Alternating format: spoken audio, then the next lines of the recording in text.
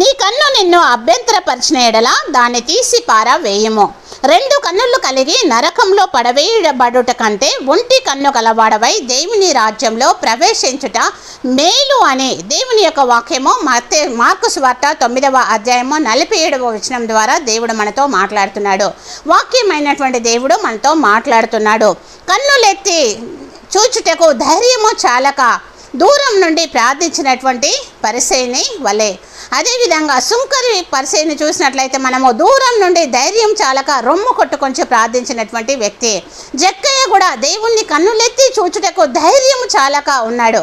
అయితే దేవుడు నిన్ను నన్ను తన కన్నులతో మనల్ని చూస్తున్నాడు కనుక మన కన్నులు ఏ విధంగా ఉన్నాయని చూసుకొని దేవుని రాజ్యంలో మనం ఉండులాగా ప్రయాసపడదాము.